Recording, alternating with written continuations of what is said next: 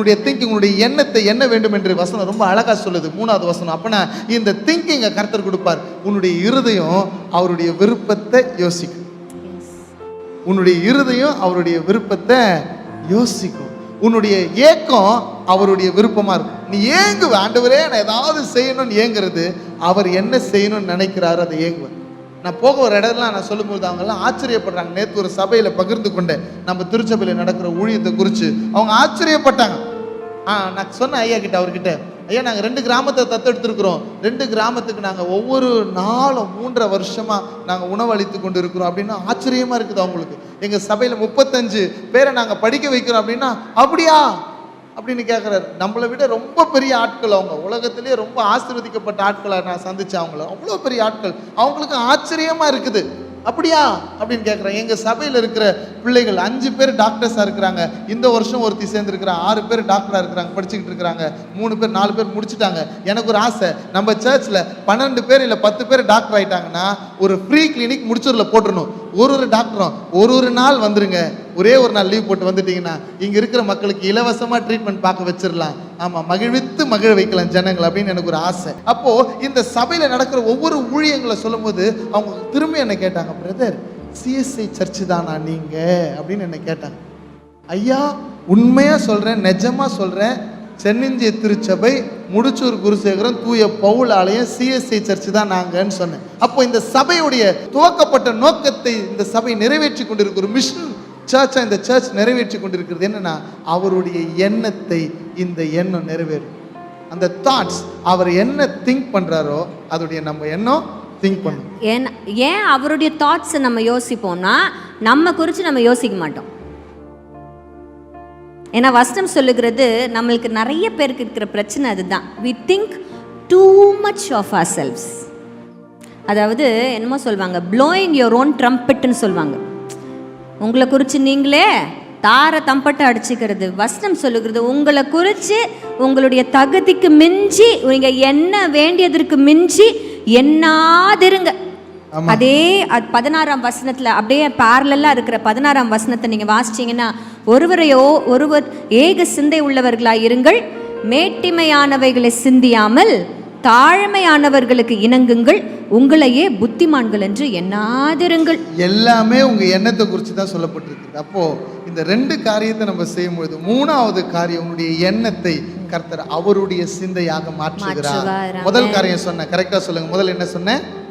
புதிய சிருஷ்டியாய் நம்ம மாற வேண்டும். அவங்க சொல்லட்டும், எல்லாரும் சத்தமா சொல்லுங்க, என்னவா மாறணும்? புதிய சிருஷ்டியாய்.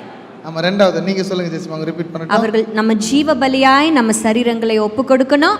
ஆமா, அப்போ அது 2த்தையும் நம்ம செஞ்சோம்னா 3வது நிலைக்கு அது 2 நம்மளை அப்படியே இழுத்து கொண்டு பலிபீடத்துக்கு கொண்டு வந்து நிற்கும். இந்த பலிபீடம் அவருடைய கிருபாசனத்துல வந்து உன்னை நிற்க வைக்கும். அந்த கிருபாசனத்துல அவர் என்ன யோசிக்கிறாரோ அதை நீ கேட்பேன். உங்கள் எண்ணங்களிலே ஒரு மாற்றம் உண்டாக வேண்டும். ஆமா, நம்மளுடைய எண்ணங்களிலே ஒரு மாற்றம், உங்கள் சிந்தையில ஒரு மாற்றம். Because once you start thinking right here, everything will fall in place ன்னு சொல்வாங்க இல்லையா? இப்போதான் ரொம்ப முக்கியமான இடத்துக்கு வந்திருக்கிறோம். நீங்க பலிபீடத்துக்கு வந்திருக்கிறீங்க. பலிபீடத்துக்கு வந்த இந்த இடத்துல தான் உங்களை குறிச்சதான தேவ சித்தம் உங்களுக்கு அறிவிக்கப்படும். உங்க வாழ்க்கையில குறிச்சதான தேவ திட்டங்கள் அறிவிக்கப்படும். இந்த நிலைக்கு நீங்க வந்துட்டீங்கன்னா, நீங்க ஒவ்வொரு நாளும் சில முடிவுகளையும் நம்ம எடுக்கிறோம். வாழ்க்கைக்கான லாங் டேர்ம் டிசிஷன்ஸையும் நம்ம எடுக்கிறோம். ஷார்ட் டேர்ம் டிசிஷன்ஸ் எவ்ரிடே நம்ம பார்த்து கொண்டு இருக்கிறோம். லாங் டேர்ம் டிசிஷன்ஸ் பார்த்து கொண்டு இருக்கிறோம். ஷார்ட் டேர்ம் டிசிஷன்ஸ்க்கும் கர்த்தர் உதவி செய்வார், லாங் டேர்ம் டிசிஷன்ஸ்க்கும் கர்த்தர் உதவி செய்வார். திருமணம் என்பது லாங் டேர்ம் டிசிஷன். இன்னைக்கு நான் செய்ய வேண்டிய வேலையில உண்மையா இருக்க வேண்டியது ஷார்ட் டேர்ம் டிசிஷன். ஒரு ப்ராப்பர்ட்டி வாங்குவதுன்றது லாங் டேர்ம் டிசிஷன். பிள்ளைகளுடைய படிப்பை குறித்து டிசைட் பண்றது லாங் டேர்ம் டிசிஷன். இன்னைக்கு என்னுடைய வேலையில இங்க போலாமா வேணான்னு எடுக்க வேண்டியது ஷார்ட் டேர்ம் டிசிஷன். இந்த இடத்துல அவருடைய சிந்தை அவனுடைய சிந்தை மாறும். அவருடைய இருதயம் மாறும். ஏன்னா நீ புதிய சிருஷ்டியாக இருக்கிற, அவருடைய சிந்தனையை வெளிப்படுத்துகிற சிருஷ்டியாக நீ மாறுகிற. இந்த இடத்துல தான் கர்த்தர் உனக்கு சொல்றார். அடுத்த வசனத்தை நீங்க வாசிங்க. 4ஆம் வசனத்திலிருந்து வாசிக்கிறேன். ஏனெனில் நமக்கு ஒரே சரீரத்தில் அநேக அவயவங்கள் இருந்தும் எல்லா அவயவங்களுக்கும் ஒரே தொழில் இராதது போல அநேகராகிய நாமும் கிறிஸ்துவுக்குள் ஒரே சரீரமாயிருக்க ஒருவருக்கொருவர் அவயவங்களாய் இருக்கிறோம். இதெல்லாம் நடந்ததுக்கு அப்புறம் தான் நீங்க அவயங்கள் என்று கர்த்தர் சொல்லுகிறார். இதெல்லாம் நடந்ததுக்கு அப்புறம் தான் you are part of body of Christ. இது பயங்கரமா நம்ம ஆழமா சிந்திக்க வேண்டிய ஒரு ஆழமான ஒரு சத்தியம். இது சபையில பேச வேண்டிய ஒரு சத்தியம். இது கஷ்டமா தான் இருக்கும், உங்களுக்கு குழப்பமா தான் இருக்கும். ஆனா கற்றுக்கொள்ளுங்க.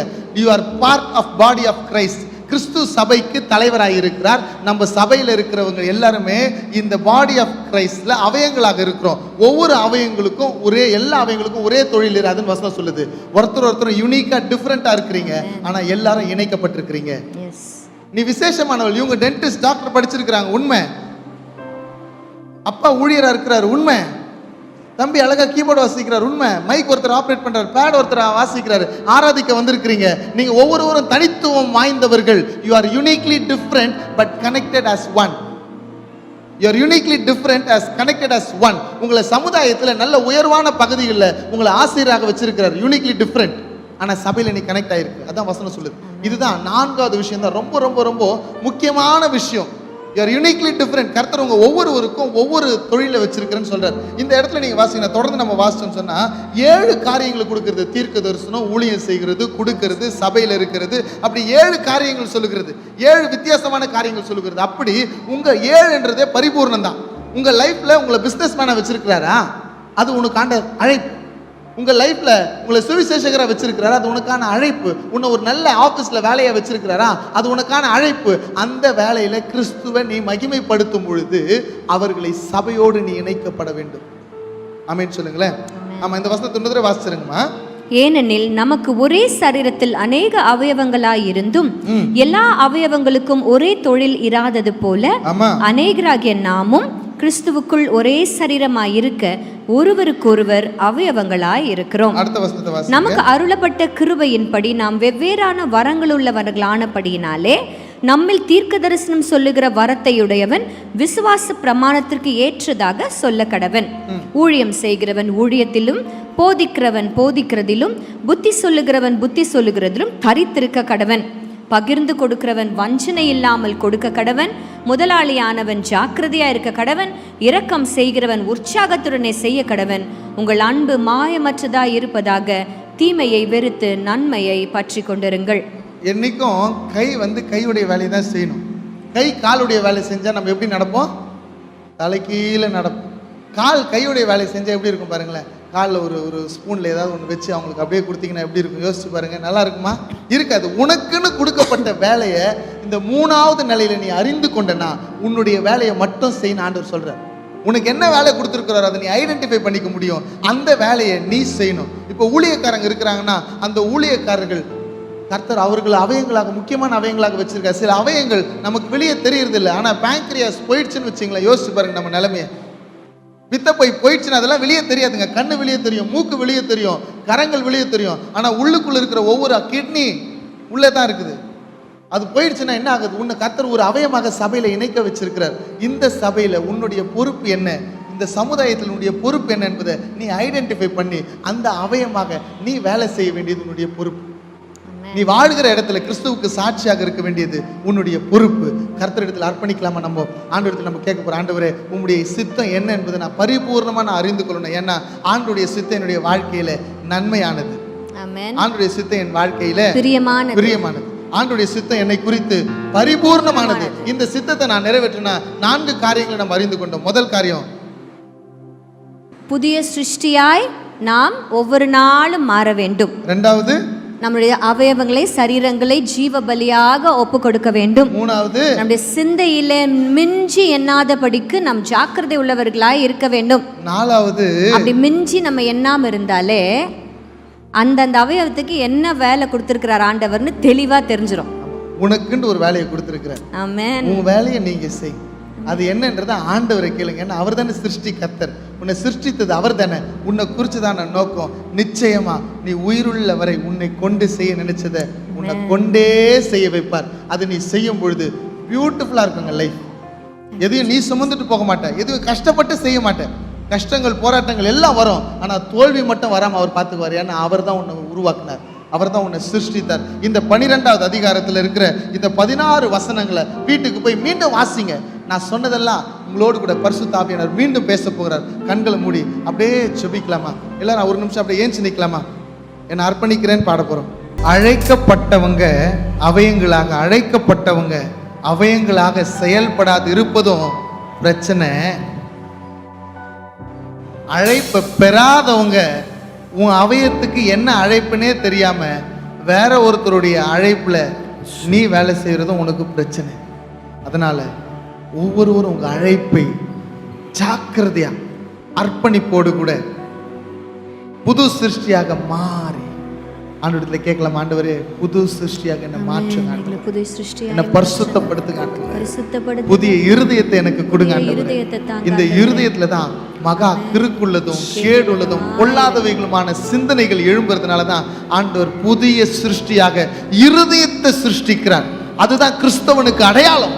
ஒவ்வொரு நாளும் உன் மனம் புதிதாக்குறதுனால மறுரூபமாக்குறோம். அந்த மறுரூபம், அந்த டிரான்ஸ்பிகரேஷன்ல தான் கர்த்தர் உடைய சாயலை நீ பெற்றுக்கொள்ளுகிறாய். கர்த்தருடைய சாயலை நீ பெற்றுக்கொள்ளும் பொழுதுதான் உன்னை குறித்ததான இந்த அவயத்திற்கான காரியம் என்ன என்பதை தலையாகிய கிறிஸ்து, பாடி ஆஃப் கிரைஸ்ட்ல உன்னுடைய பொறுப்பு என்னன்றது உனக்கு சொல்லுவார். அதை நீ நிறைவேற்றும் பொழுதுதான் உன்னுடைய நிலைக்கு தக்கதாக உனக்கு கொடுக்கப்பட்ட வரங்கள், உனக்கு கொடுக்கப்பட்ட பொறுப்புகளை நீ நிறைவேற்றுவ. ஆண்டவரத்தில் அர்ப்பணிக்கலாம். ஆண்டவரே, ஜனங்களை மனதார அர்ப்பணிக்கிறேன். உம்முடைய சித்தம் எங்க வாழ்க்கையிலே நிறைவேறும். எல்லாரும் சொல்லமா, அப்பா உங்க சித்தம் எங்க வாழ்க்கையிலே நிறைவேறட்டும். எங்களை அர்ப்பணிக்கிறோம். எங்களை நம்புங்க ஆண்டவரே, இயேசுவின் நாமத்தில் பிதாவே, ஆமென்.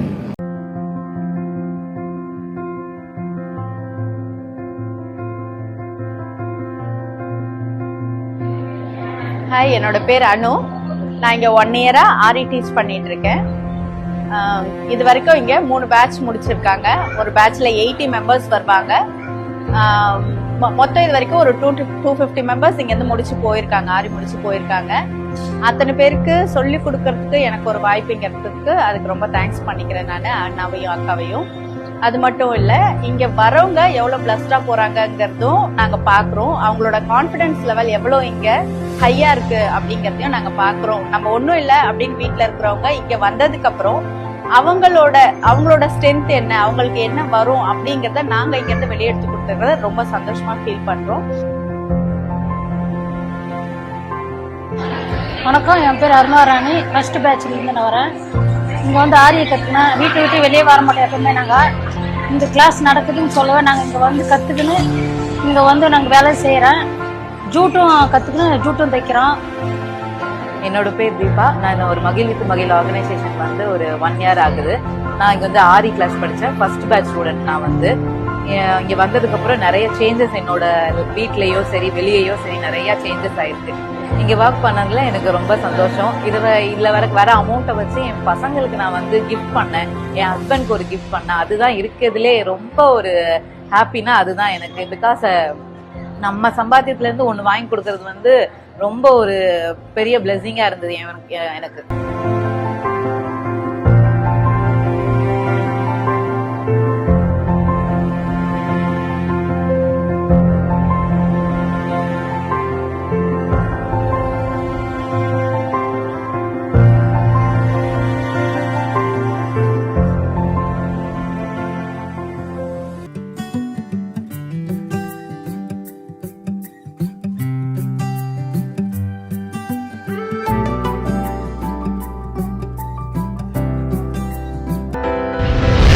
கர்த்தர் உங்களை ஆசீர்வதிப்பாராக.